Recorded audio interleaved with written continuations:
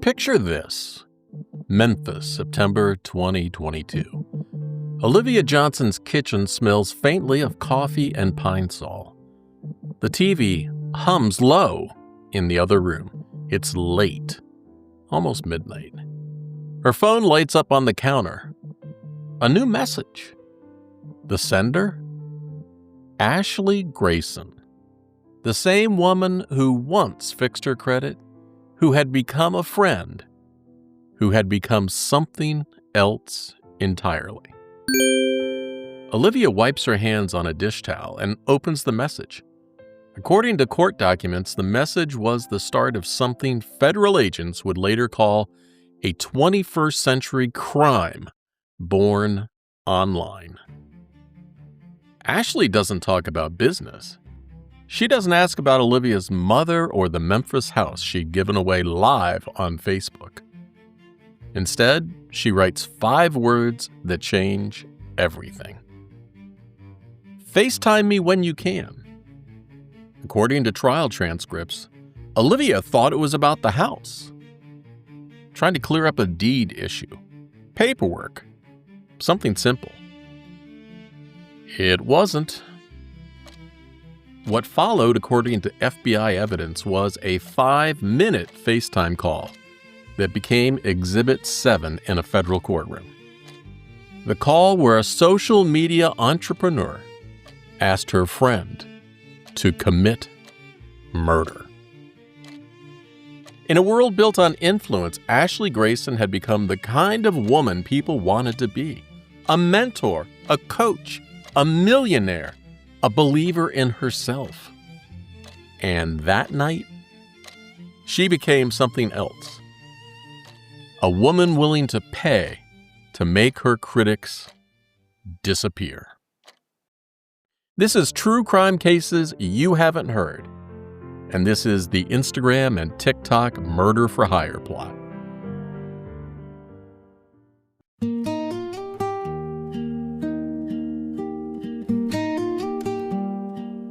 Before we start, let me tell you something about why this story matters to me. Look, I've had a very big life, and I've been so lucky to have a wide variety of incredible opportunities. I'm Steve Rode. I spent 2 years as a police dispatcher taking emergency calls. I also worked surveillance photography with local law enforcement. Later in my life, I was the chief pilot for public safety operations, flying missions for both police, fire, and state departments. Those nights as a dispatcher taught me what panic sounds like. That quiver in someone's voice when they know help might not come fast enough. Later in life, I moved into financial crisis counseling, helping good people with bad money troubles. I helped them find solutions. Over 3 decades, I helped thousands of people and heard thousands of stories about people at the edge, people who'd lost everything, even hope. As an investigative writer, I've taken deep dives into scams for years. Credit repair, debt relief, miracle money systems. Look, they all start the same way, with an incredible miracle promise. But sometimes when you shine a light on deception, someone tries to snuff that light out. I've had threats before, sure. Emails, people showing up, late-night phone calls. And once someone told me that they would hire someone to do a drive-by and take me out to keep my mouth shut. The people that had their scams exposed were always vindictive, powerful, and often rich from the ill-gotten gains taken off the backs and wallets of hardworking people. People who just wanted help and hope, but often got taken and robbed. What I learned over the years was that if you care about helping people, you learn to keep talking anyway through the threats. And that's what I'm doing here today. So when I first came across Ashley Grayson's story, a woman who built a fortune teaching others how to change their lives online, It sounded familiar. She portrayed herself as a mentor, a success story, and a promise. But this time, the story didn't end with just simple financial loss. According to prosecutors, Ashley Grayson turned influence into intimidation. When people online questioned her success, she didn't just block them. She tried to erase them. Literally. What started as a Facebook friendship turned into a murder-for-hire plot. And the proof was captured in a 5-minute video recorded on a phone, just like yours. Every moment you'll hear in this episode is drawn from court transcripts, FBI affidavits, public filings, and recorded interviews. I don't speculate. I reconstruct. Throughout this episode, you'll hear from our friend, Dr. Patricia Wells. She's our series criminologist and a friend of the podcast. Her insights are based on established research and expert consultation. Dr. Wells is a fictional character I created to help explore the psychology behind cases like this. All the facts in this episode come from court documents and official records. If you want to see the original documents, you can always find them and download them on the episode page at truecrimeunheard.com. But for now, get comfortable, grab a beverage, put your feet up, and just listen. Because this story begins the same way most scams begin, with a message that sounds like help.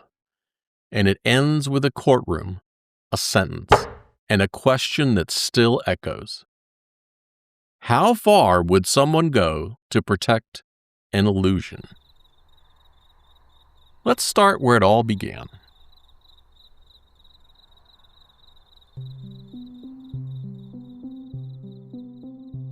We just stepped back into Memphis in 2017. It's late evening. The last of the summer heat hums through a window unit. Olivia Johnson sits at her kitchen table, bills spread out like battle plans. Her phone lights up. A new message request.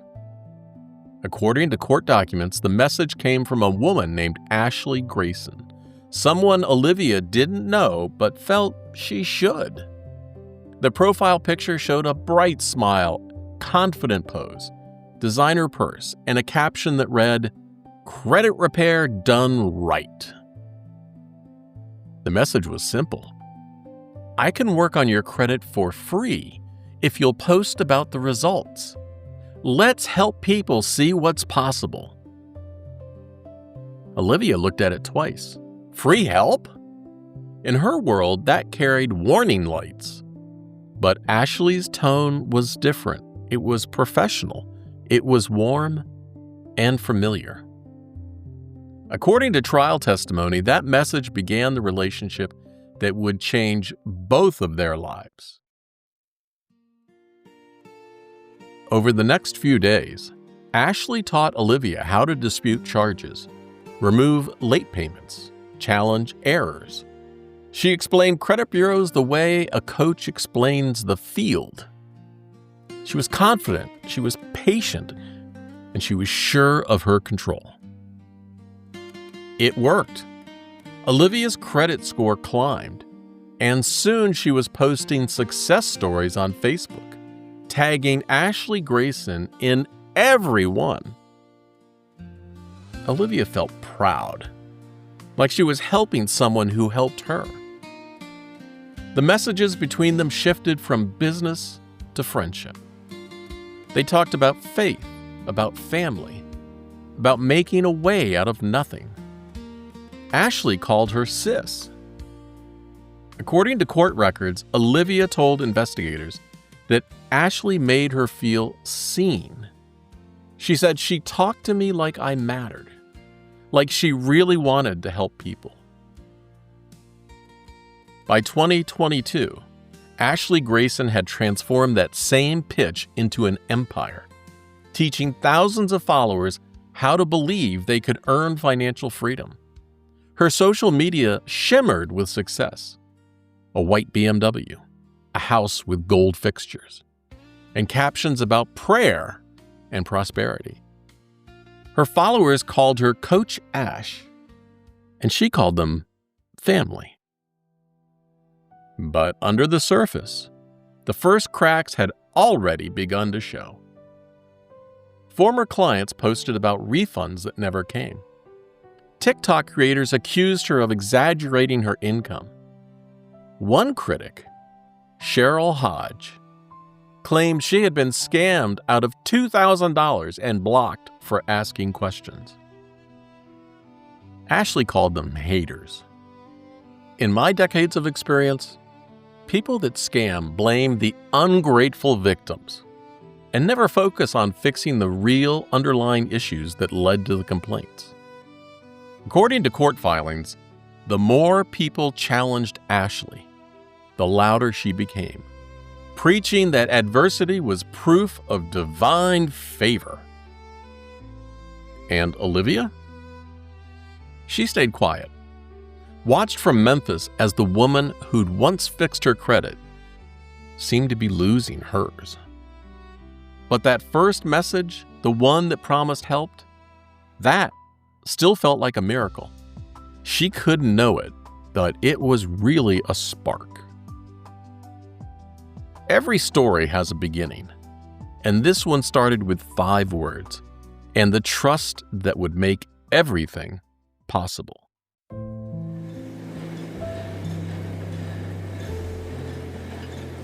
Before Ashley Grayson became Coach Ash, before the luxury cars and the viral videos, she was Ashley Massengill, a woman working an assembly line who had had a criminal record.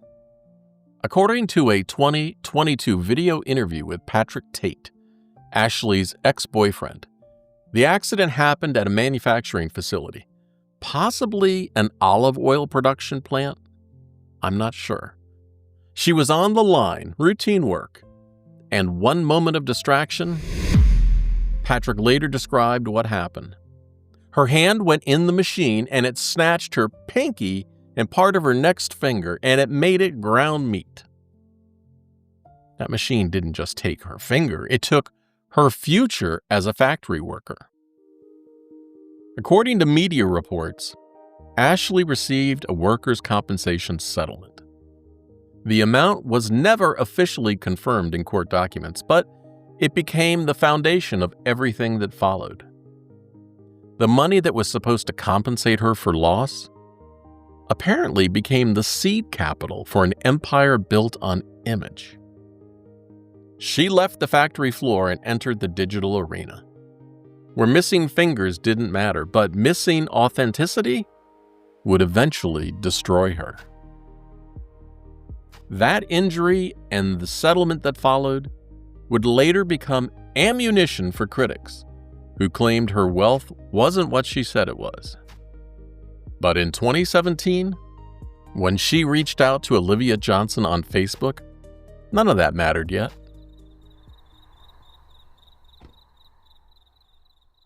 It's now June 2022.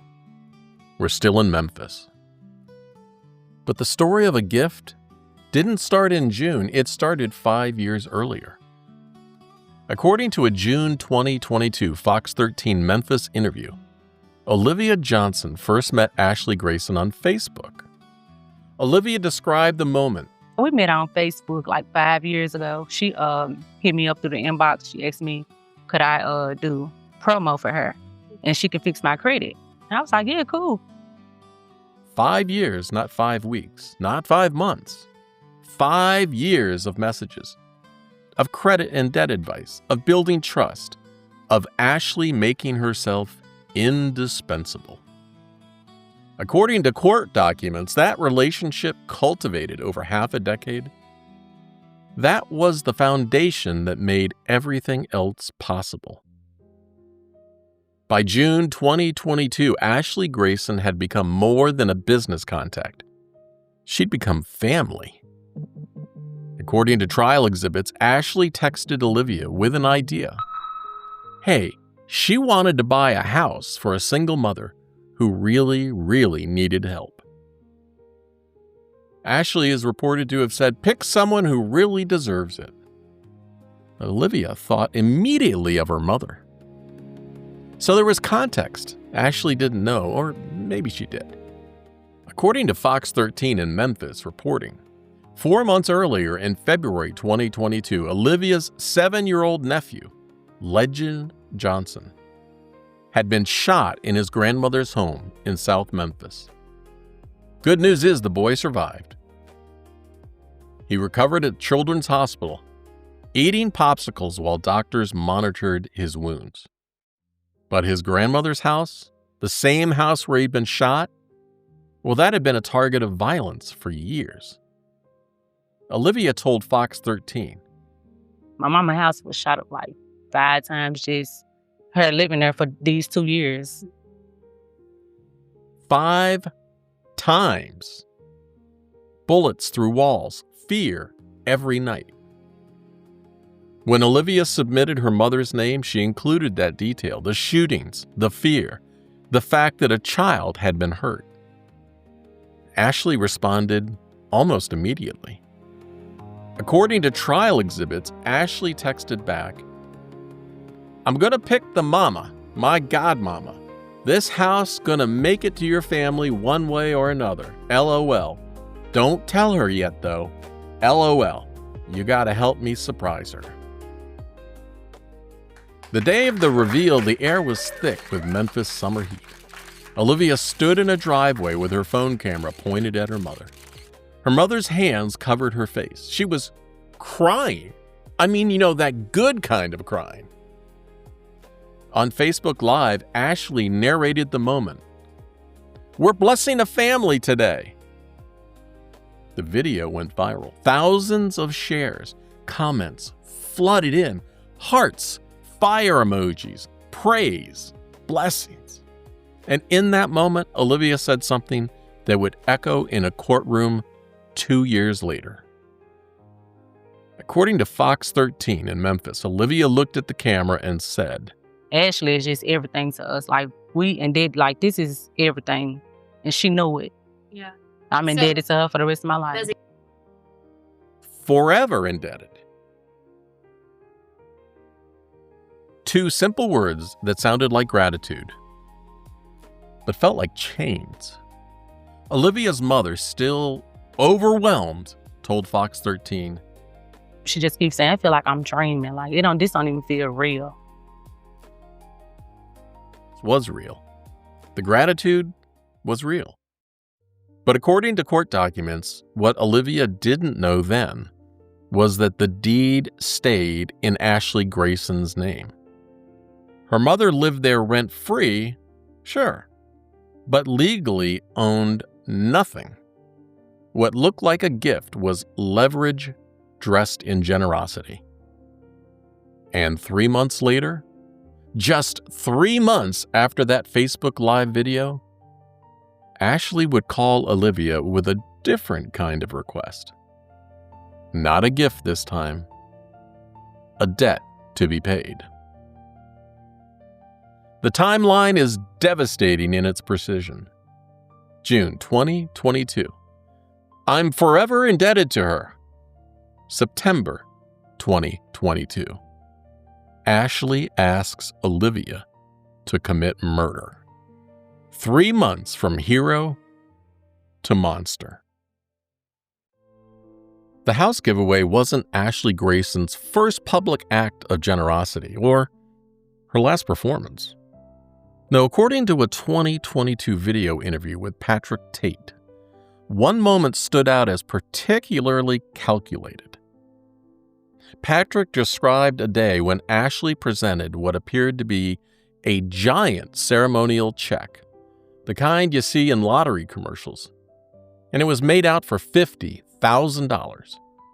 The recipient? Patrick's younger daughter. And the purpose? A college fund. Cameras captured the moment. Ashley smiled. Patrick's daughter beamed. The check was enormous. It was golden. It was impossible to miss. But there was just one problem. According to Patrick, speaking in that 2022 interview, that was cap. Cap, which is slang for a lie, a fabrication, a performance with no substance behind it. Patrick explained that he hadn't understood how ceremonial checks worked. Got that $50,000 massive check for my daughter for her college fund. That was cap. And I don't even like cool people talk, but that was cap. My thing was, I always thought that I only seen them big checks on TV. So I always thought when you get a check like that, that's the check. I didn't know that them big checks, you actually got to go to the bank and get a cashier check too. There was no cashier's check. No $50,000, no college fund. Just a photo op. Just content. Just another brick in an empire of illusion. The house to Olivia's mother, the check to Patrick's daughter, cars for Memphis single moms, all given according to Fox 13 reporting. Every gift came with a camera. Every act of kindness had an audience. But here's what made it work. Some of the gifts were real. I mean, the house existed. Olivia's mother lived there. And the gratitude was genuine. The performance was so good because it was built on truth, but just not all of it. And that's what made Ashley Grayson dangerous. She didn't just lie. She mixed truth with theater so seamlessly that separating them became impossible. That is, until someone pressed record. We are now boarding rows 30 to 40. Rows 30 to 40 through both doors 888. It's early September 2022. According to court documents, Olivia Johnson and her husband, Brandon Thomas, boarded a flight from Memphis to Dallas. Ashley Grayson had paid for everything: airfare, hotel, meals. It was a business opportunity, she called it.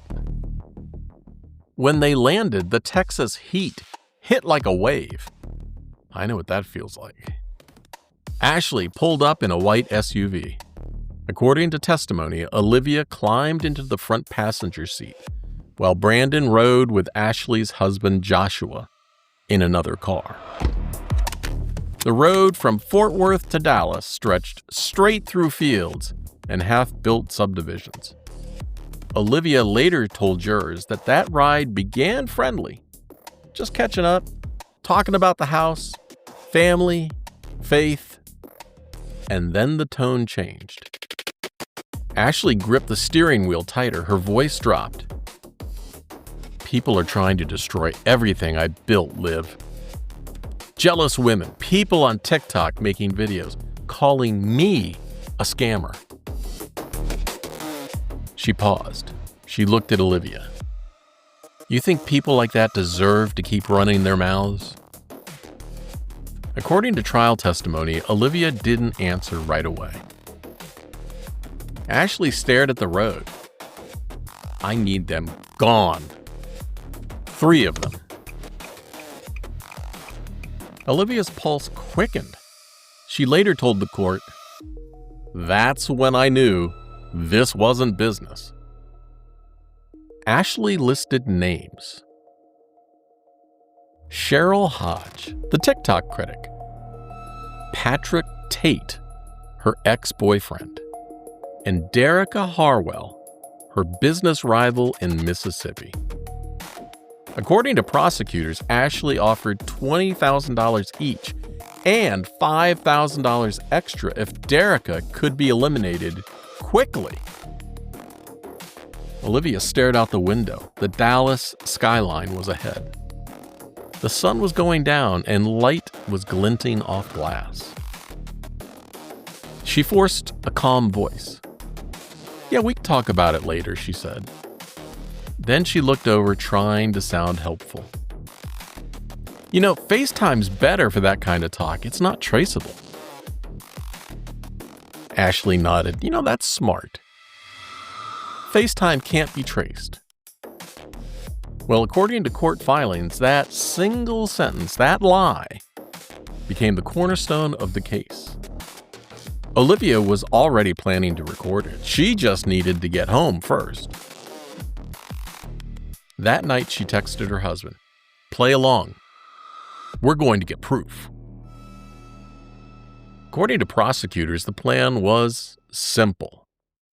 Call Ashley on FaceTime. Hold one phone close and use the other to record. Ashley would see Olivia's face, but not the camera that would destroy her. Every trap starts with trust, and Ashley Grayson had no idea she was walking into hers. September 10th, 2022 in Memphis, Tennessee. According to court documents, Olivia Johnson sat on the edge of her couch. 2 phones on the coffee table, one to make the call, one to record it. Brandon Thomas stood behind her off camera, watching the seconds tick on the clock above the kitchen doorway. Ashley Grayson's face appeared on the screen. Perfect lighting. Calm smile. According to trial transcripts, Ashley believed FaceTime calls couldn't be traced, and Olivia let her believe that. Ashley says through the speaker, "So, you went to the house?" Olivia, "Yeah, we drove by. Real easy to get her."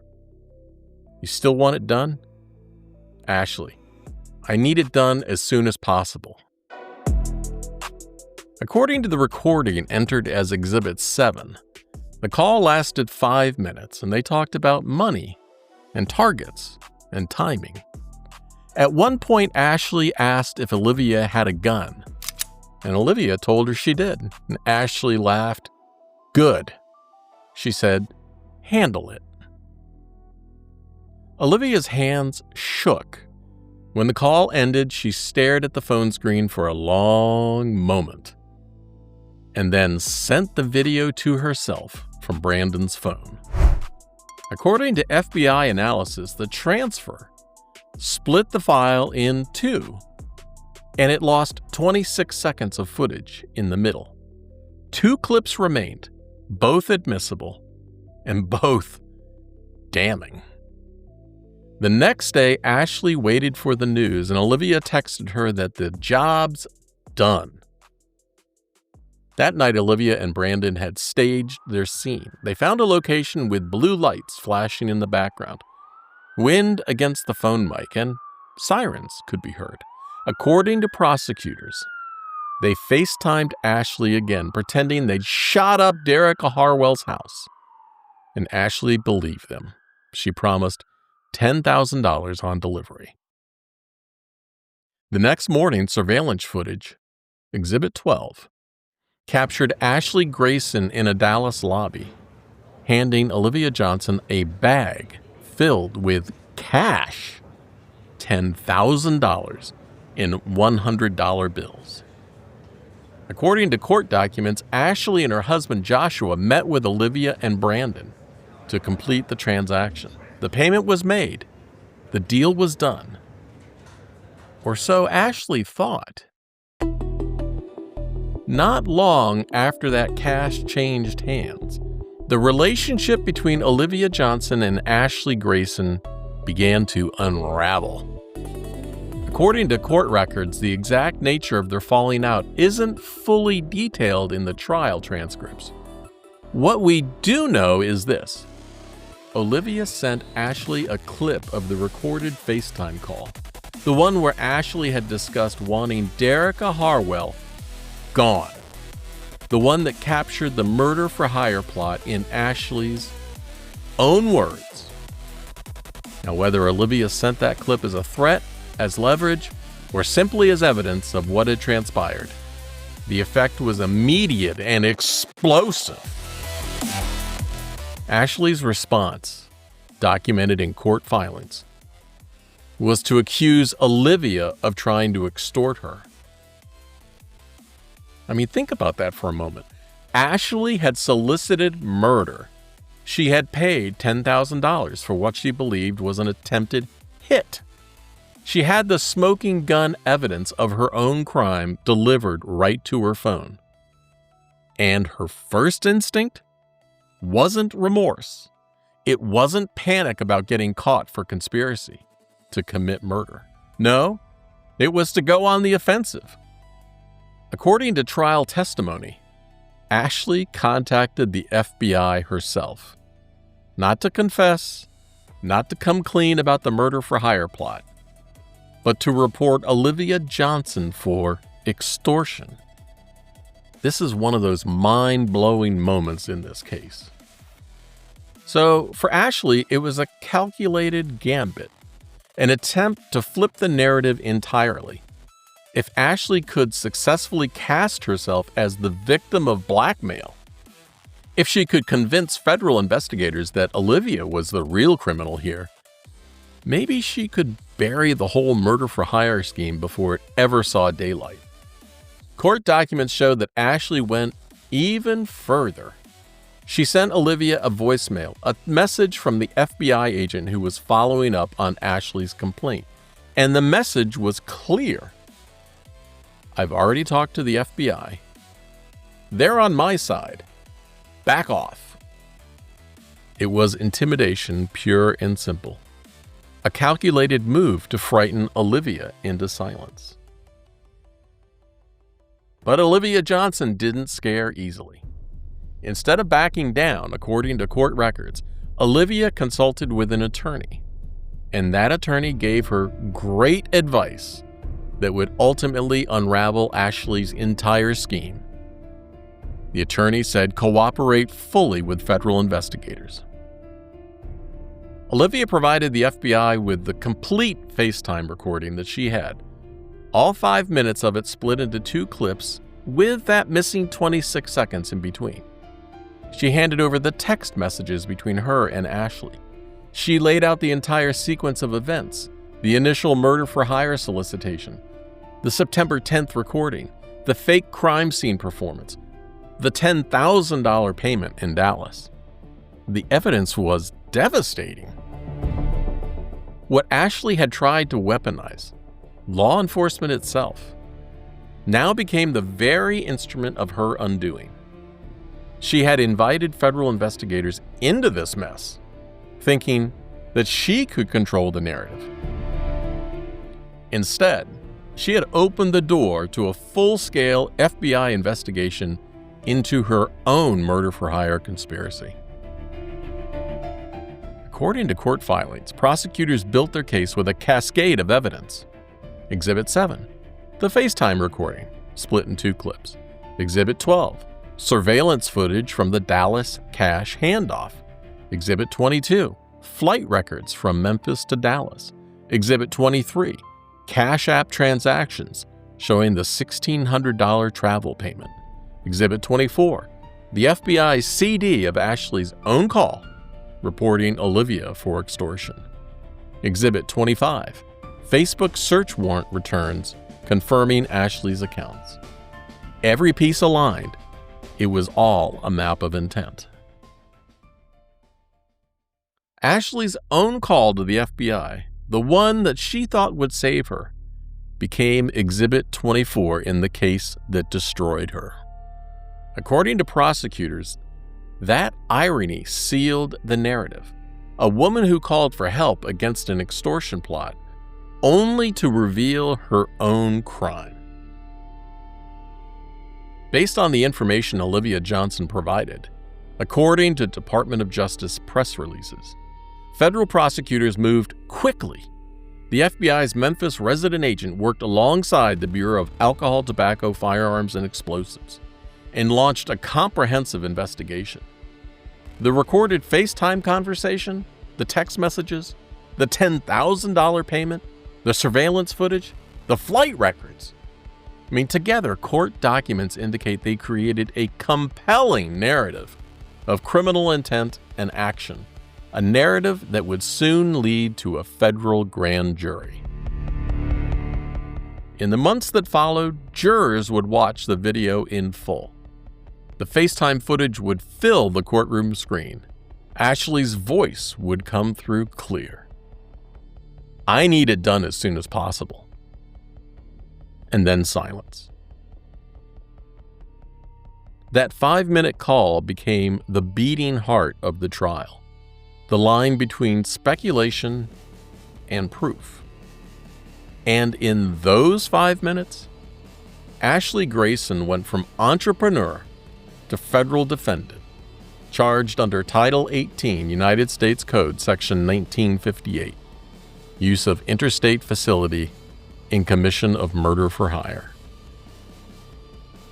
The trap had been set, the evidence had been gathered, and the federal government was ready to make its case. Hey, Dr. Wells, you and I have talked about this before. When I see cases built entirely on phone recordings, especially ones that aren't perfect, it always makes me wonder, how does that even hold up in court? You know what's interesting? The law doesn't actually care if a recording is perfect. The standard is just, can you authenticate it? Can you prove it's real? And the easiest way to authenticate something is when the person on the recording says, yeah, that's me. Which actually Ashley did when she talked to the FBI. Exactly. The moment she called the FBI and said, someone recorded me, she authenticated it herself. The missing 26 seconds? That goes to weight, how much the jury trusts it, not whether it can be used at all. Once she admitted it existed, the legal debate was over. Well, back to the story. By 2023, a federal grand jury had returned an indictment charging Ashley Grayson with conspiracy to use interstate facilities in the commission of murder for hire. According to the Department of Justice, her own call to the FBI was the final piece of probable cause. The trap had sprung, and Ashley Grayson had built it herself.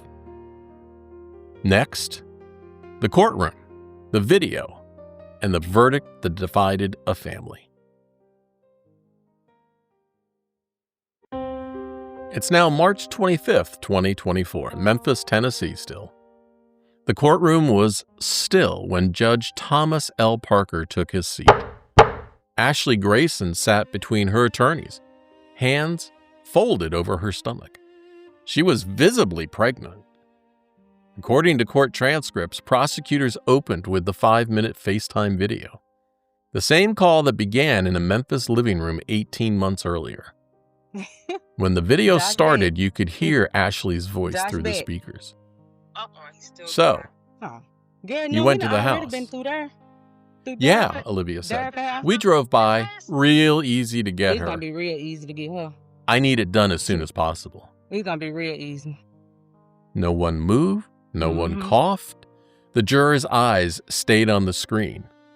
According to the transcript, Judge Parker watched in silence, too. When the clip ended, the prosecutor simply said, "Exhibit 7, Your Honor." The defense argued that 26 seconds of missing footage made the whole recording unreliable. And Judge Parker instructed the jury that the missing time went to weight, not admissibility. The judge said a recording doesn't have to be perfect. It just has to be what it claims to be. Like the next week and a half, I'll throw extra $5 on there. Earlier, during jury instructions, he used a hypothetical. If a video said, "I'm going to kill somebody," well, that would be direct evidence of intent. And the defense objected. Judge Parker immediately clarified. That's just an example. You alone decide the facts.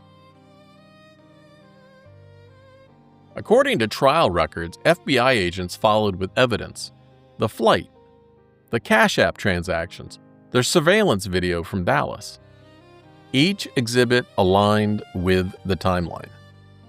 When Olivia Johnson took the stand, she carried weight that wasn't in the evidence log. This was the woman who, according to Fox 13 in Memphis, had told cameras, Ashley is just everything to us. This is everything. And she knew it. The jury had seen that clip, and that gratitude, and that trust. And now? According to court transcripts, Olivia sat in the witness chair and testified about the moment that gratitude became fear. When the woman who gave her mother a house, allegedly, had asked her to take 3 lives. She admitted her motives: fear, leverage, and even curiosity about selling the video to TMZ. But her honesty, prosecutors said, made her entirely believable. Because the jury could see it, Olivia Johnson had been trapped between loyalty and survival, between a debt she felt she owed and a crime she couldn't commit. Get out of here. And in that impossible position, she chose to press record. And then came Derica Harwell. According to court transcripts, the woman Ashley Grayson had wanted dead walked into that courtroom and sat in that witness chair. Later, in a social media post dated March 29, 2024, Derica wrote, "Taking the stand yesterday was one of the most difficult things I had to do. I endured so much privately, and a good 50% of it was about to be on display." She thanked Olivia and Brandon for showing up and contributing to seeing justice served. And the jury watched in silence as she testified about the harassment, the threats, the moment FBI agents told her someone had paid to have her killed. After cross-examination, the government rested. The defense called no witnesses. The next morning, closing arguments began. The prosecutor stood before the jury and said, 5 minutes. That's all it took. He played the video again. Well, when y'all Ashley get Grayson's together, voice filled the Josh gonna try room. to come after y'all do it. "I need it done as soon as Okay, possible." okay. Cool. When the sound faded, the prosecutor looked at the jury and said, "Intent doesn't need an ending. It just needs a beginning." Get out of here. According to court documents, the jury deliberated for 3 hours. At 4:17 p.m., they returned, and the clerk read the verdict. "We, the jury, find the defendant, Ashley Grayson, guilty." Joshua Grayson, tried alongside her, was found not guilty. Ashley Grayson sat still, no tears, no words. Her hands rested on her stomach. A few rows back, Joshua bowed his head. According to observers, Judge Parker thanked the jurors for their care. He set sentencing for October 31st, and before he left the bench, he said, "A verdict is not the end of a story. It's the beginning of accountability." The woman who once said, "I'm forever indebted to her," had just helped send her benefactor to prison. But the debt, if there ever was one, that had been paid in full. A week after the verdict, Memphis felt quieter. Ashley Grayson sat in a county custody, awaiting sentencing. Joshua Grayson, acquitted. He walked out into the gray air, a free man. According to social media archives, Joshua went home that night and opened his phone. He posted a long message to Facebook. He wrote that his wife was innocent, that the video was tampered and edited, and that the truth would come out. And then he made an extraordinary offer. According to his post, Joshua wrote, "I'll wire anybody $500,000 that can show me where Ashley said in a video, phone call, trial paperwork, or any documentation that she wanted to have anyone killed or anyone killed in front of her kids." $500,000 cash for the proof that a federal jury had already seen. Get out of here.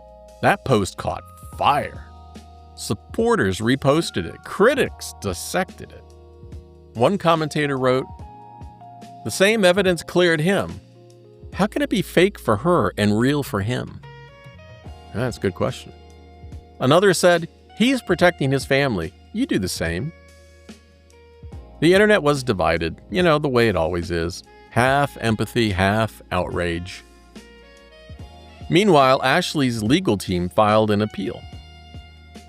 According to the Sixth Circuit Court of Appeals, her attorneys challenged everything: the FaceTime recording, the missing seconds, the jury instructions, and the use of what they called illegally obtained evidence.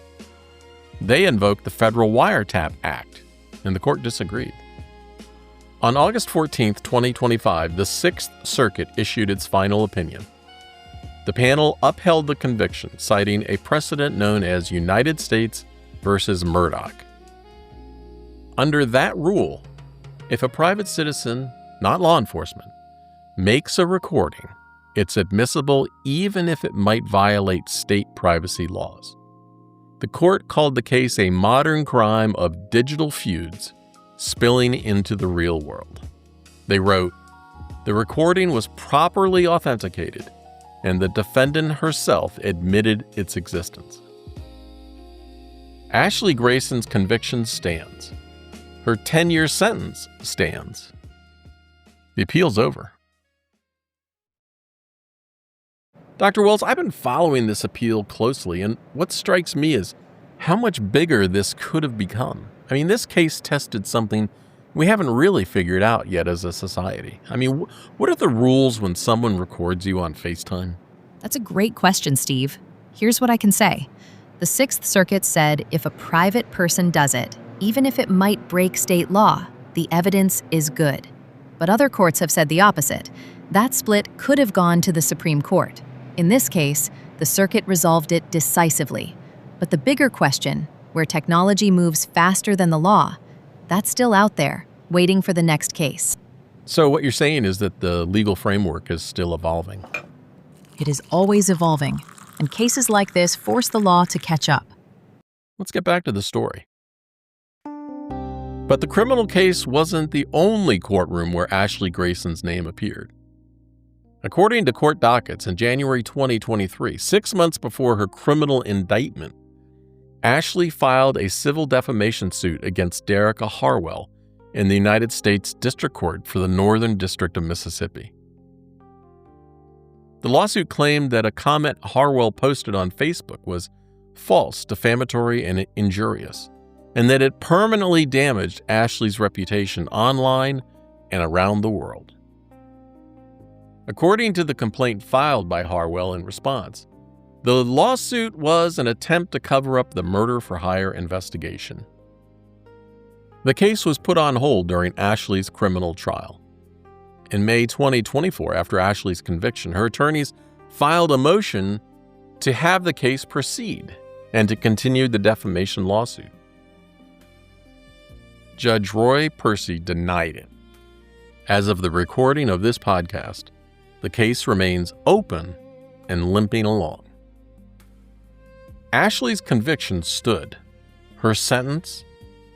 10 years, a decade in federal prison. That stood. But her story wasn't over. There was another case, still unfolding in yet a different courtroom. A civil lawsuit that would allege Ashley Grayson's pattern of harm continued even after the verdict. And next, the lawsuit that kept her name alive long after her sentence had been handed down. According to court documents, there were 3 names on Ashley Grayson's list: Cheryl Hodge, Patrick Tate, and Derica Harwell. 3 people living ordinary lives. Well, that was until the FBI told them they had almost been killed. Cheryl Hodge was the first. She lived in North Carolina, a TikTok creator, single mom, and a former client of Ashley's online course. According to media reports, Cheryl made short, confident videos about financial literacy, the kind of thing Ashley used to post. And then one day, for whatever reason, she uploaded a warning video. "Be careful who you send money to," she told her followers. "Not everyone who calls themselves a coach wants to see you win. That video went viral.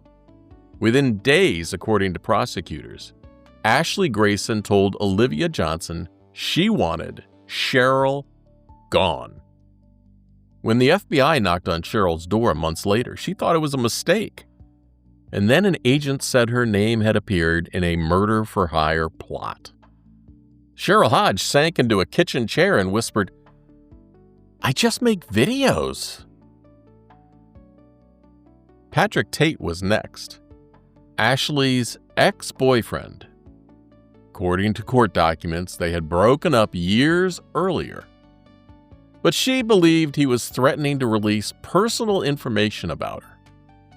We don't know what that was. In December 2022, months after the murder plot, but before the indictment, Patrick gave a tell-all interview to social media personality Tasha K. The video was titled Ashley Grayson's Ex-Boyfriend and Business Partner Patrick Tate Tell All. Murder for hire, scamming, and more. The interview went viral. Patrick described the business relationship that soured, the threats, the fear. He spoke publicly before law enforcement went public. By the time the FBI showed up months later, Patrick was already living with the weight of his own exposure. He ran a small auto detailing business outside Dallas, and maybe he was still doing IT work, I'm not sure. But the day agents officially visited, he was polishing a car in the driveway, and they told him he'd been named as a target in a federal case. It said he looked at the agents and then his wife standing behind them and said, "Over what?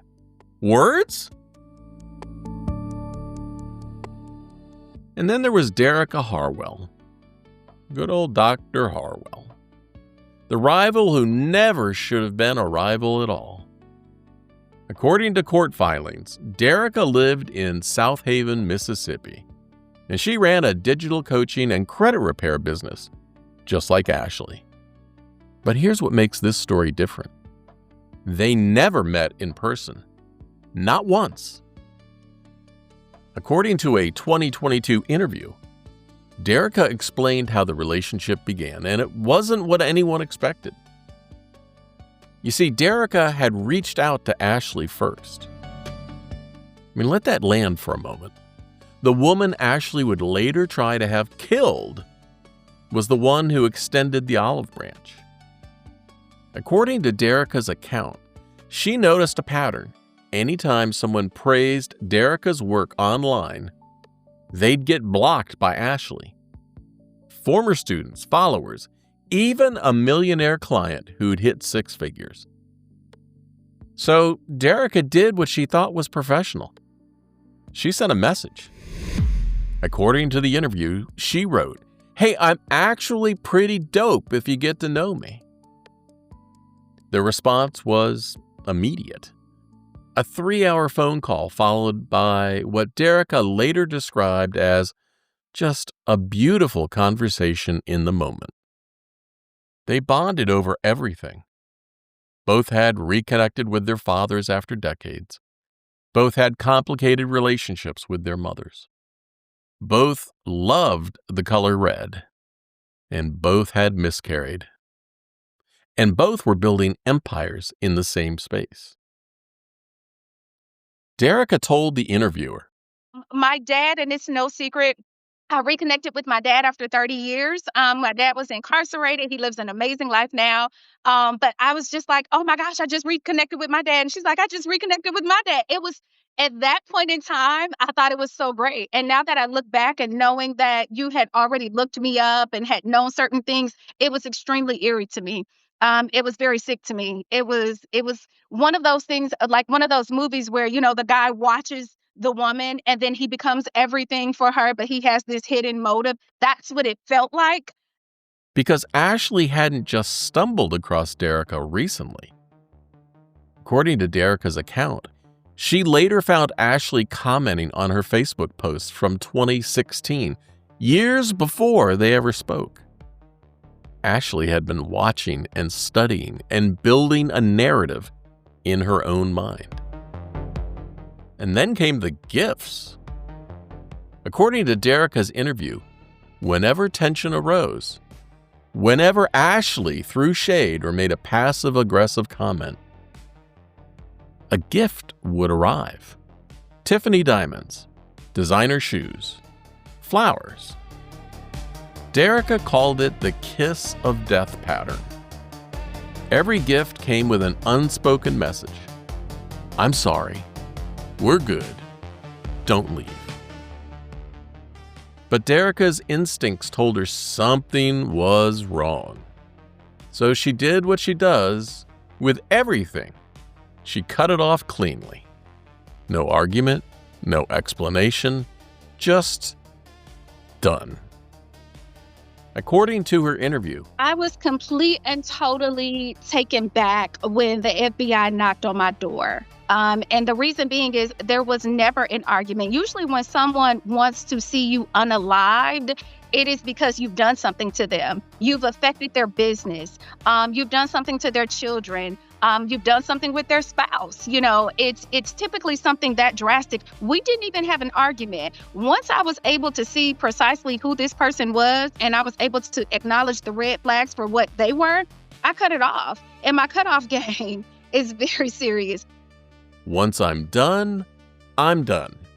There's no need to explain because even when I finish explaining, I'm still done. Ashley didn't take it well. According to court filings, Derica went to local police in 2021, a full year before the murder plot, warning them that Ashley Grayson was escalating. The officers told her, according to her statement, that's just a social media thing. The law, she said, refused to hear me when I said, she's escalating. Then in September 2022, the FBI knocked on her door. According to prosecutors, agents informed Derica that Ashley Grayson had attempted to hire someone to kill her. Not discreetly, not quickly, but at home. In front of her 7 children and maybe during Christmas dinner. In her interview, Derica said, realistically, this is nothing about this is normal. The FBI placed Derica under protective custody. She left her home, left her business, pulled her children from gymnastics, from taekwondo, from horseback riding. Her 13-year-old daughter, who'd fought for 2 years to make the special teams, missed practice for 2 months, disqualified from competition. According to Derica's account, she sat on the couch crying with her daughter, who asked, "Mama, this doesn't have anything to do with me. We didn't do anything to her. Why am I missing out? It's not fair." Derica told the interviewer, nothing about this is normal. So that night, we actually went to one of our other homes to try to be more comfortable. But again, before we relocated, had to contact the FBI, local police department. We're getting ready to relocate. Nothing about this lifestyle is normal. So yes, we've had conversation with them. My oldest 2 that are teenagers are very much aware of what's going on. They refer to this woman as the evil lady. She doesn't even have a name in our home. They just refer to her as the evil lady.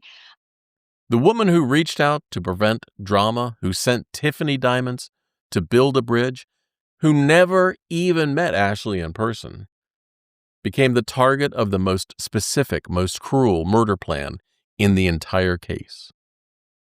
And when she finally returned home months later, she closed her laptop and didn't open her business page again for 6 long months. According to the sentencing memorandum, none of the 3 victims spoke in court, but prosecutors read their words aloud. One line lingered in the room. Quote, "Every day I wake up grateful I'm still here." Unquote.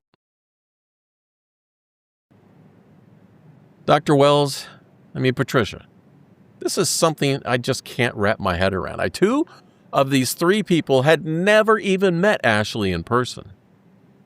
How do you process learning that a stranger on the internet wanted you dead?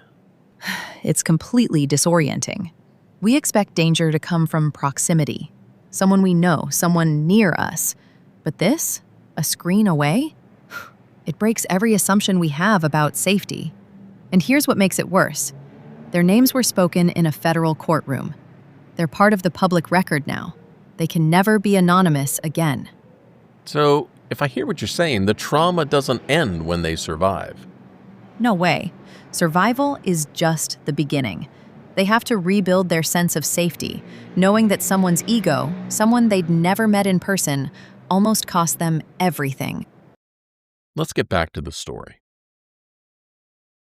The 3 targets survived because Olivia Johnson hit record instead of a trigger. Ashley Grayson's empire collapsed. But for the people she targeted, survival came with its own burden. The knowledge that a stranger's ego had almost cost them their lives. Next, the empire itself, the wealth, the myth, and the illusion Ashley Grayson built before it all fell apart.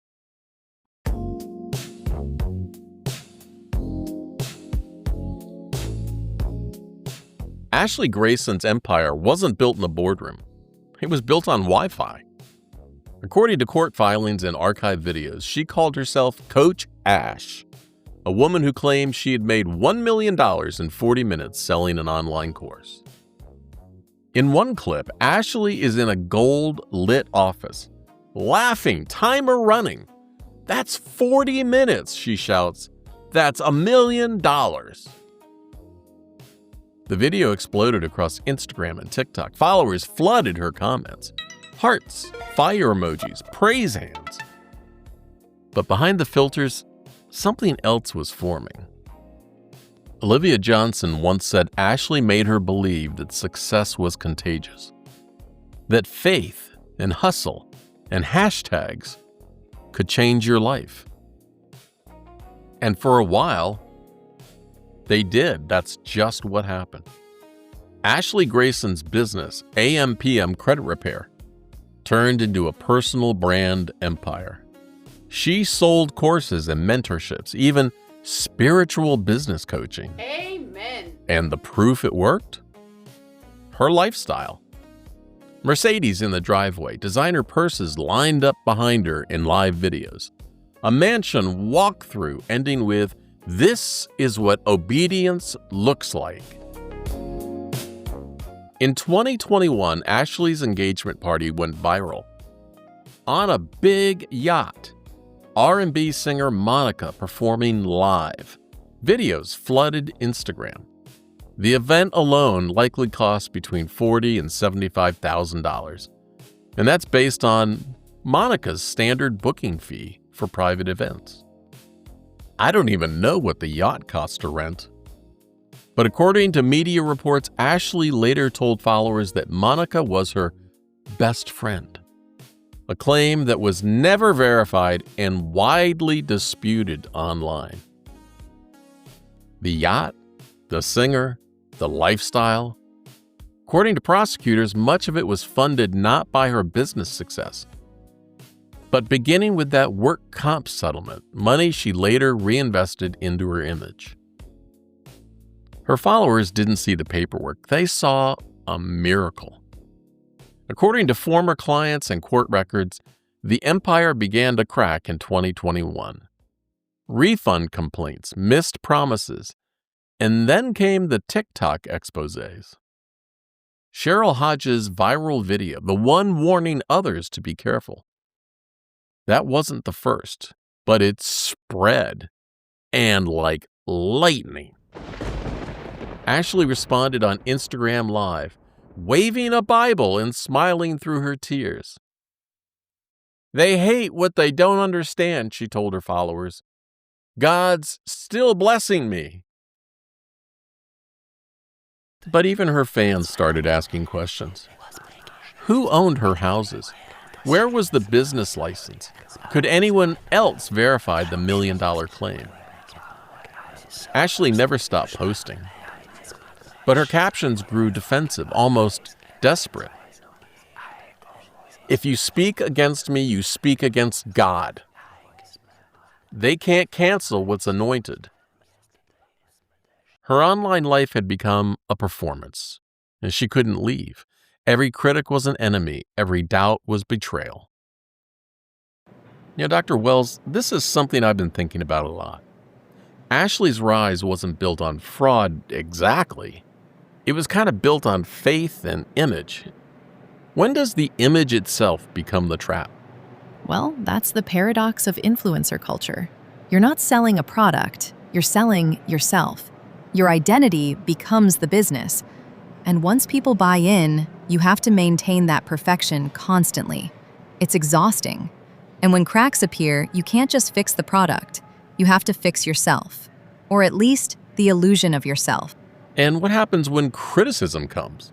For most people, criticism stings. But for someone whose entire existence is wrapped up in their image, it doesn't feel like feedback. It feels like annihilation. And that's where Ashley crossed the line. She saw exposure as death itself. All right, back to the story. Ashley Grayson's empire was collapsing. But the illusion had to hold, because when your followers worship your success, losing it feels like losing yourself. The more she fought the criticism, the closer she got to the act that would end it all. Next, Olivia's choice, the moral crossroads that turned witness into survivor.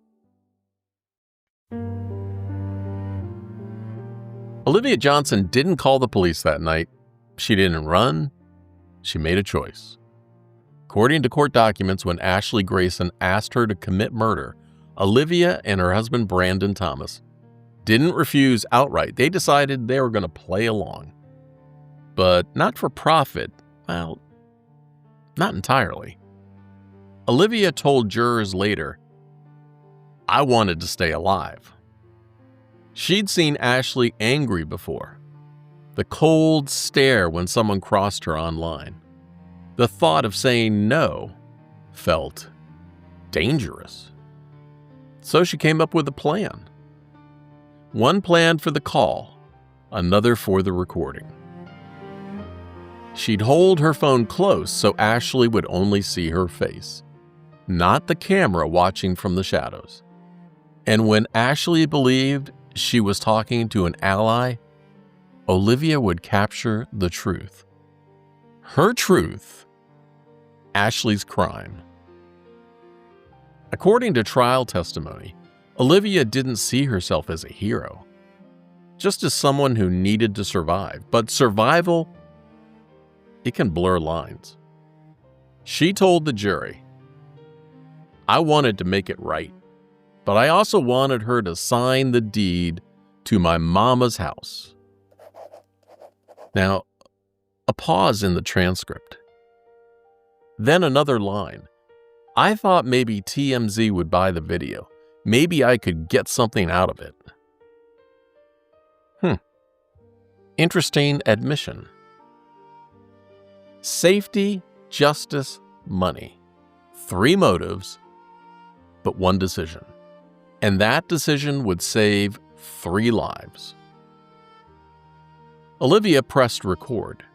She told jurors she remembered the way her hand shook, the way Brandon mouthed the words, "You got this," before she ever had answered Ashley's call.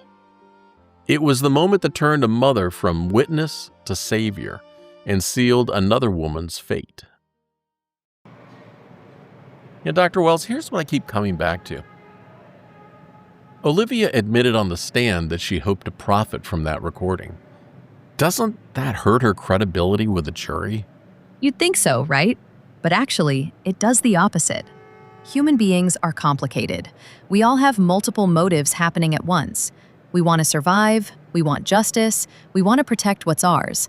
When a witness admits those messy human motivations, when they don't pretend to be perfect, juries actually trust them more. Honesty about flaws beats perfection every time. So her complexity made her believable, right? Exactly. She didn't perform innocence. She just told the truth, and the evidence backed up every word she said. Let's get back. Ashley Grayson would call the FBI next, thinking she was the victim. But by then, Olivia's decision, that single press of the record button, had already built the case that would convict her.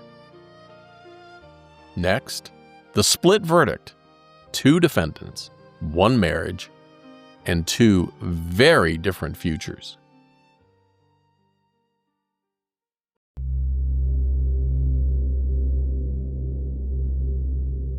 It's now March 2024 in Memphis. According to court records, the jury had deliberated for 3 hours. Ashley Grayson sat at the defense table beside her husband, Joshua. Her hands rested over her pregnant stomach. Judge Thomas L. Parker entered the room. The bailiff called for order. All rise. 12 jurors filed in, faces unreadable. The clerk unfolded a single sheet of paper and began to read. On count 1, conspiracy to use interstate facilities in the commission of murder for hire. We find the defendant Ashley Grayson guilty. Ashley didn't move, no expression, no sound. Joshua Grayson is said to have stared at the floor. And the clerk continued. On count 1 for the defendant, Joshua Grayson. Not guilty. What? According to trial observers, Joshua closed his eyes for a moment. Relief and disbelief intertwined. Ashley turned towards him, her face unreadable. Judge Parker thanked the jurors for their diligence, and then he said something that would echo long after the gavel fell. Marriage is not a conspiracy. Each defendant stands or falls on their own evidence. The jury was dismissed. Ashley Grayson was remanded to federal custody. Joshua Grayson was free to go. According to reporters, Joshua paused in the aisle before leaving. He looked once towards his wife, and then he walked out. Outside, he told cameras, "She's innocent. We'll prove it." The comments sparked debate across social media. Some called him loyal. Others said denial had its own sentence. Inside the courtroom, Judge Parker prepared to close the session. He reminded both sides that sentencing would come months later, and that justice, as he put it, must balance mercy and accountability. 2 people had stood trial for the same crime. One would go home. The other would go to prison for a decade. A single verdict divided a marriage and a legacy. Next, the sentencing. The words that would define Ashley Grayson's future, spoken by the same judge who once said, "A verdict is not the end of a story, it's the beginning of accountability."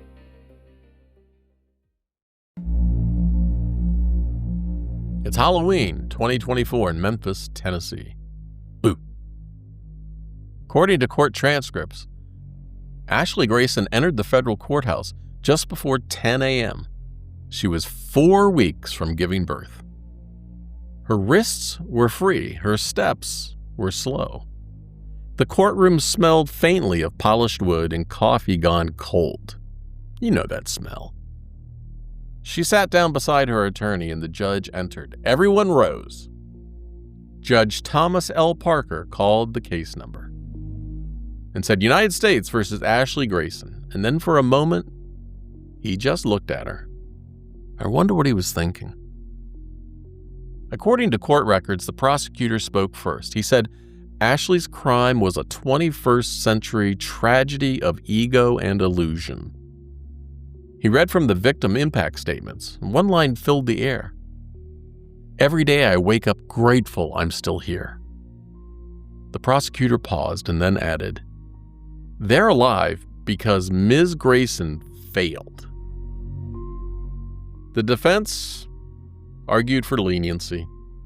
They pointed to her pregnancy, her children, her lack of prior record. They said, "No one was hurt." But when Judge Parker spoke, the courtroom stilled. "You weaponized relationships of trust," he said. "You took loyalty, friendship, and turned it into leverage." According to transcripts, he continued, "This sentence isn't revenge, it's reaffirmation.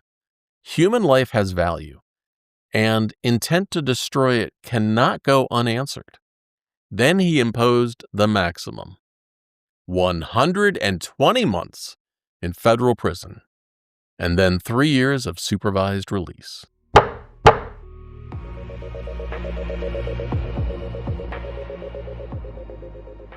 It said Ashley Grayson didn't cry. Her lawyer placed a hand on her shoulder and she nodded once. Joshua Grayson sat behind her, head bowed, his hands folded tight. Outside, reporters waited. A light drizzle darkened the courthouse steps. Joshua spoke briefly. "She's innocent, God knows." Online, the reaction split again. Some said the sentence was justice, others said it was cruel, and that no one had died. One comment read, "She tried to have 3 people killed over TikTok posts. She's lucky it's only 10 years." And another said, "She's pregnant. Mercy should matter." Inside, Judge Parker closed the hearing with one final sentence. "The story you built online is over. The one you live from here is real." Ashley Grayson was ordered to surrender to federal custody after giving birth. Her influencer accounts went dark. Her empire dissolved. And the woman who once preached prosperity would now spend a decade learning silence. Next, the aftermath, the appeals, and the lawsuit that proved influence doesn't always end when the cameras do.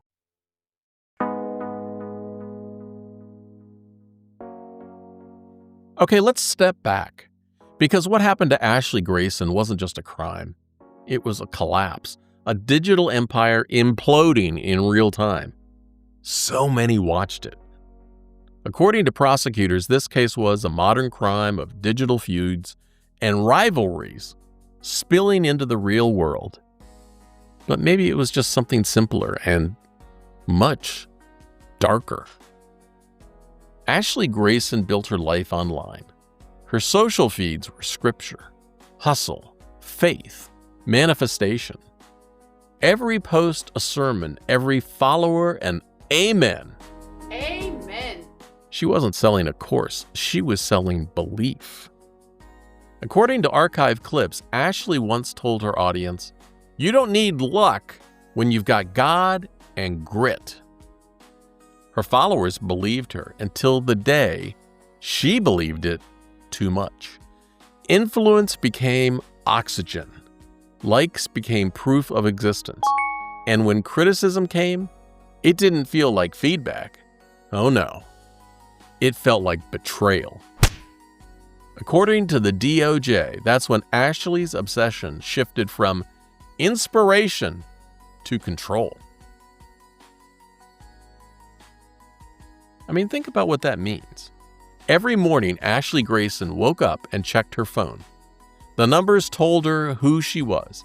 Comments validated her existence. Criticism threatened to erase it. The same phone she used to build her empire became the weapon that destroyed it. Every post, every FaceTime call, every text message, all digital fingerprints that led straight to a federal conviction. You see, I believe in her world, image was survival. When followers stopped believing, she stopped breathing.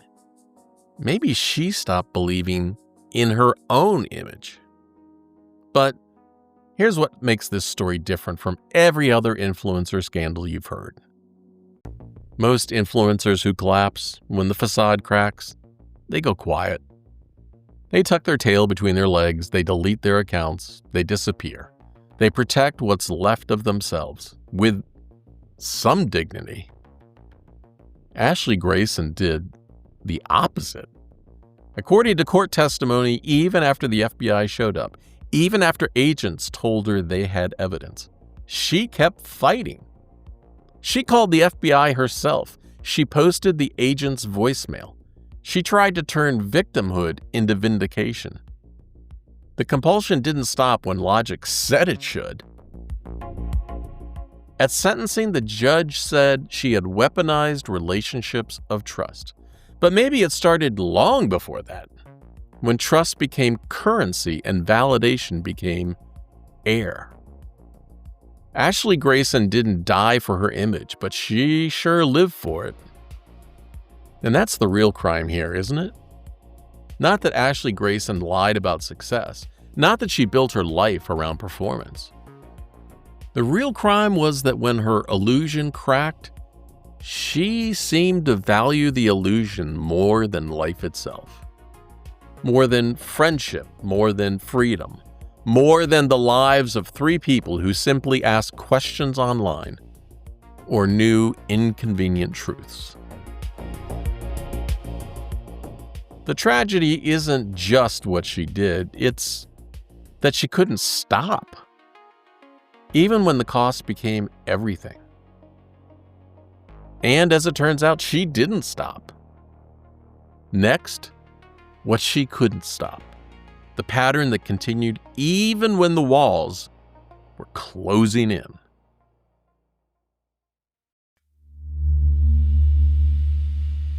Let's jump back for a moment.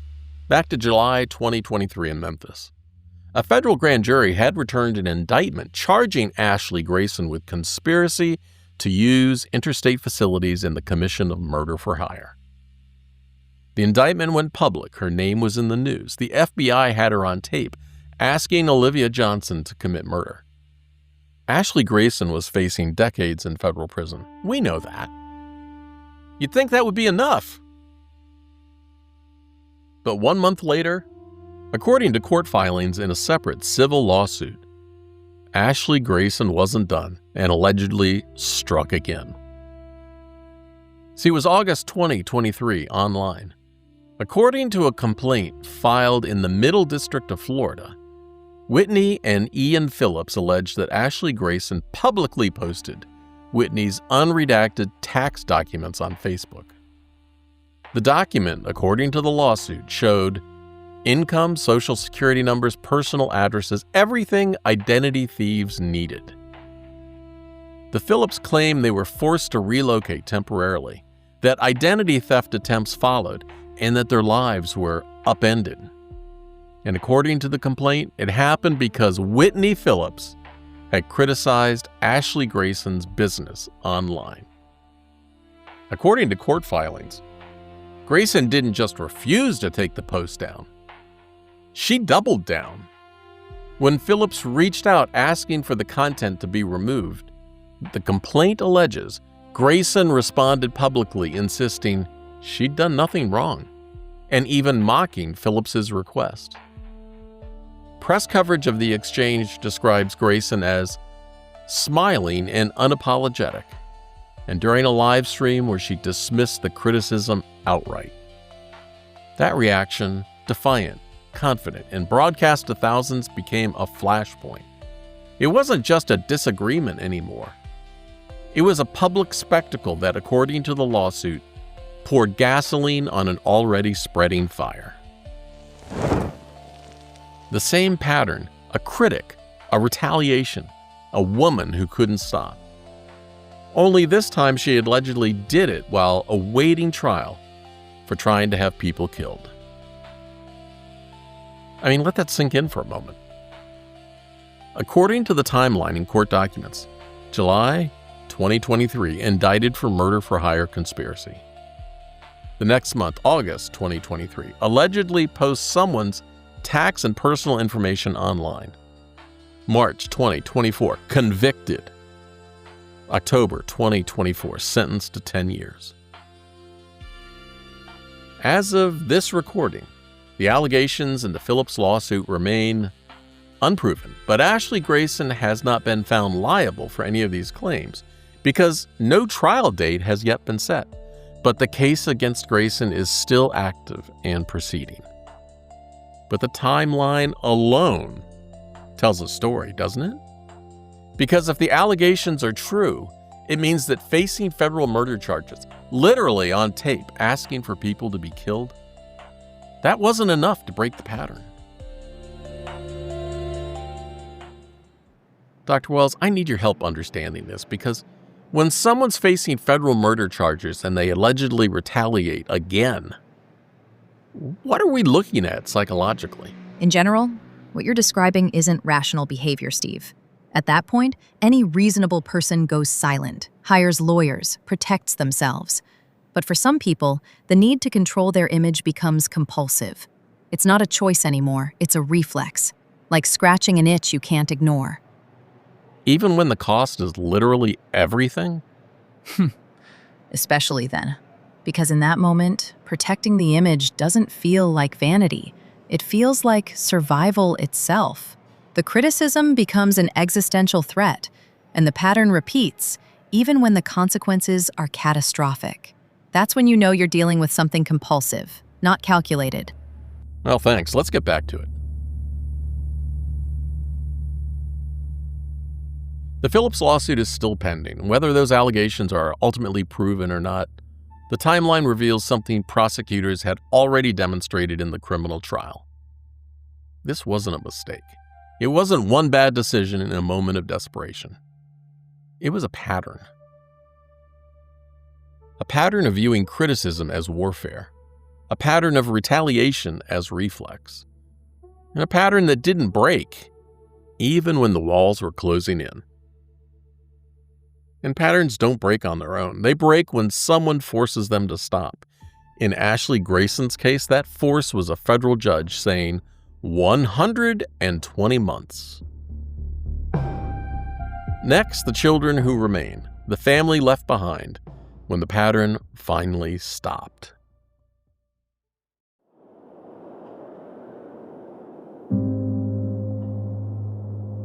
Now, there's a part of this story that court documents mention but don't linger on. It's the children. When Ashley Grayson was sentenced to 10 years in federal prison, she was 4 weeks from giving birth. Her 2 older children were born in rapid succession before. According to media reports and court observers, her first child was approximately 2 years old. Her second was still an infant. Both were old enough to notice mommy was gone, too young to understand why. According to Bureau of Prisons records, Ashley will serve at least 85% of her sentence. That means when she's released, it'll be 2033. Her oldest child will be about 11 years old. Her middle child will be about 10. And her youngest, the baby born weeks after sentencing, will be about 9.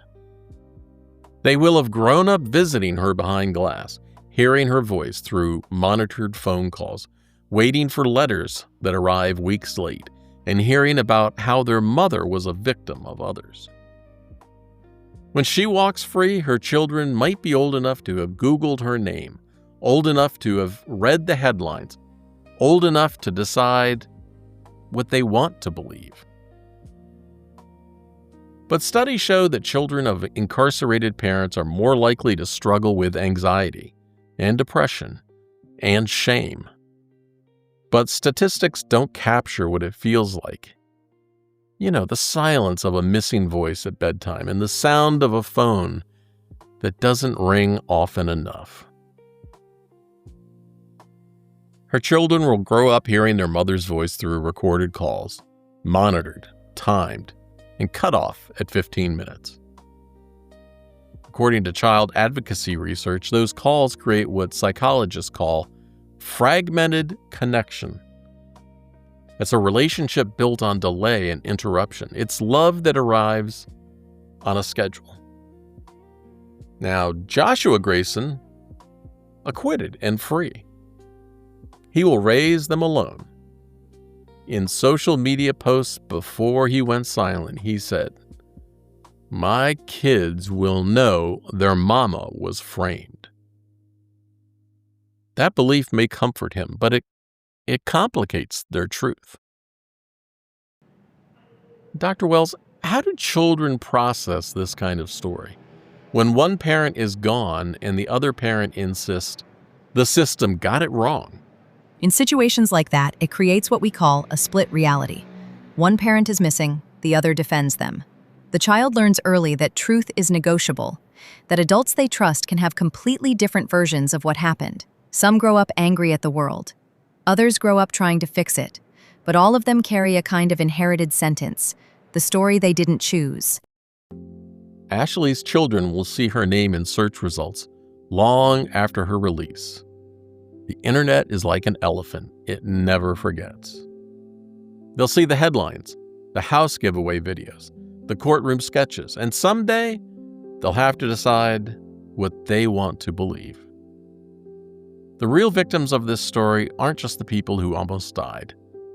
They're the ones who still live with what their mother did and what she told herself she was doing it for. Next, the people who survived her choices, the 3 lives that continued.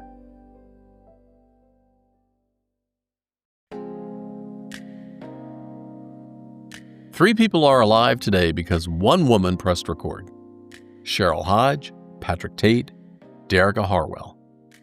Their names appear again and again in the court record as victims, as exhibits, and as proof. But to the FBI, they were something simpler. 3 people who just didn't die. Cheryl Hodge went back to making TikTok videos. Slower this time, softer. According to media reports, she still talks about money and motivation, but sometimes her voice catches mid-sentence. Her pinned video reads, "I'm grateful for peace."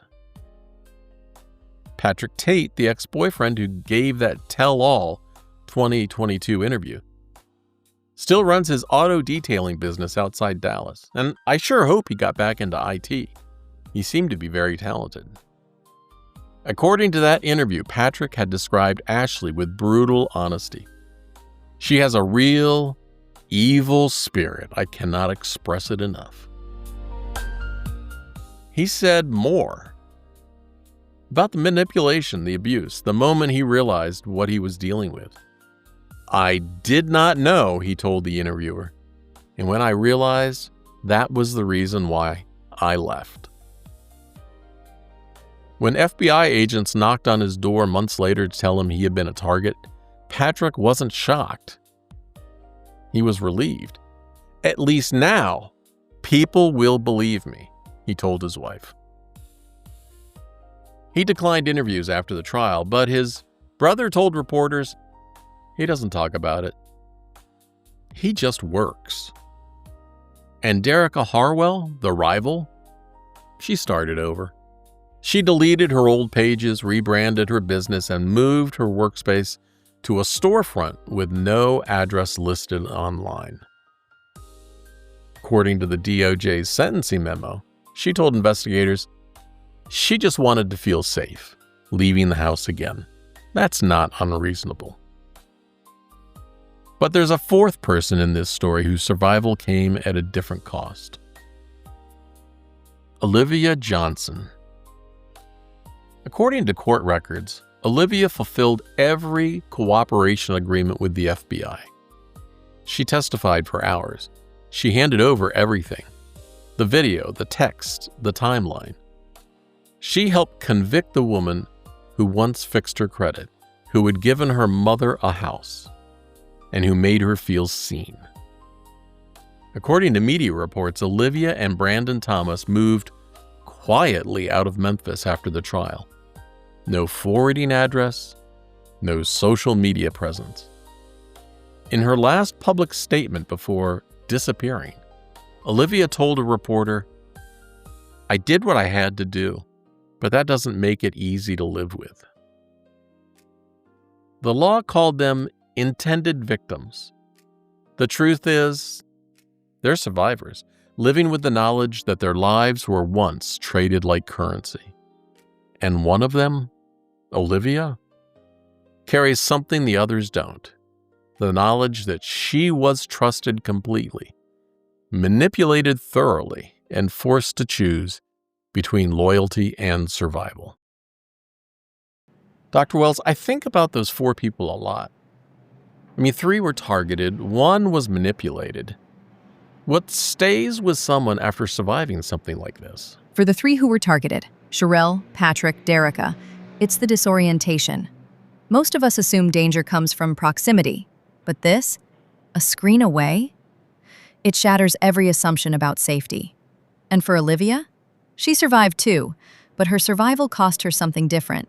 She had to betray someone she cared about to stay alive. That's a different kind of trauma. Survival guilt mixed with vindication. It's complicated. So what you're telling me is that even the person who stopped the plot carries scars.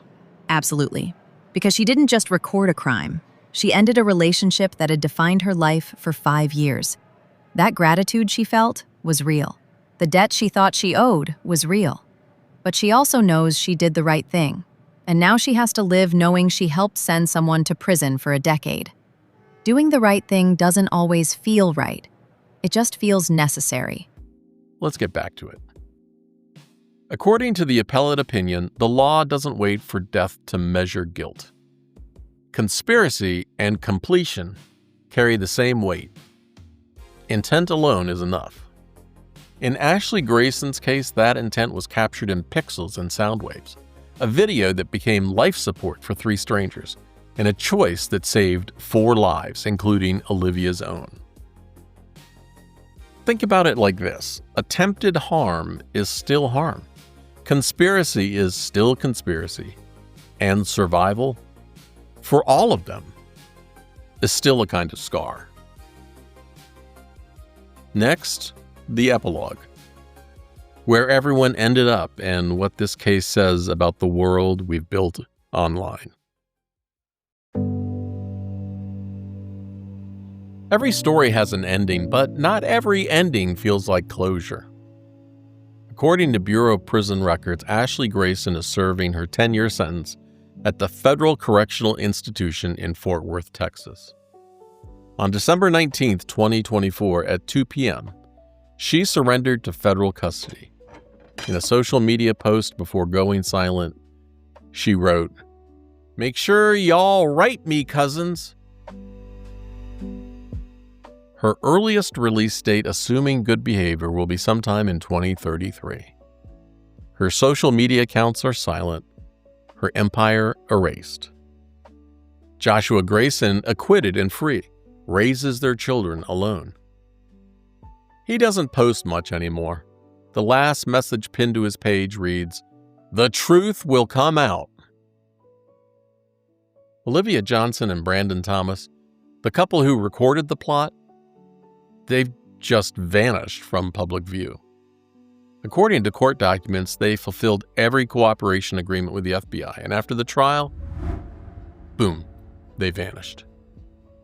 And the 3 people Ashley Grayson wanted dead, Cheryl Hodge, Patrick Tate, and Derica Harwell, they're all still alive, they're all still rebuilding.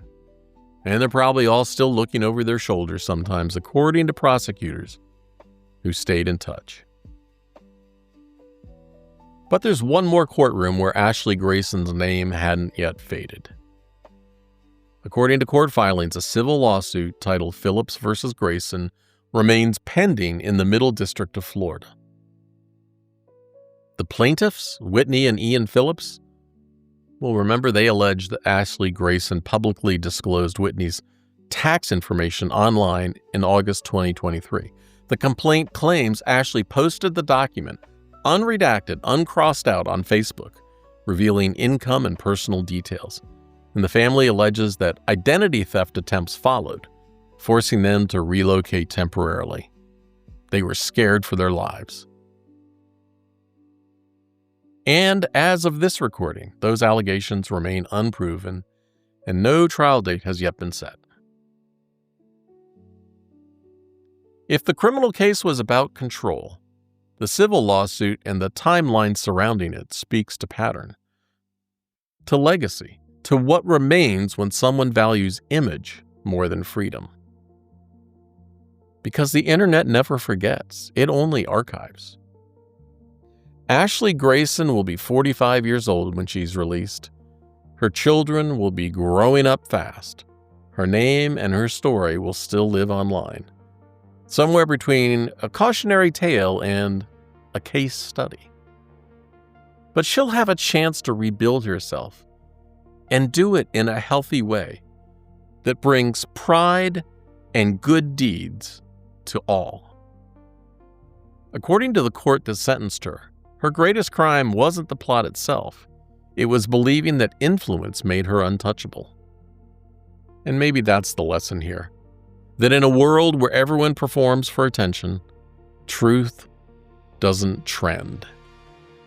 But it lasts.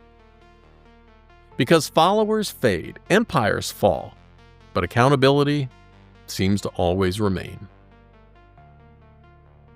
If this case made you think, or if you have questions about what I covered, I'd love to hear from you. You can reach me through the contact form on truecrimeunheard.com.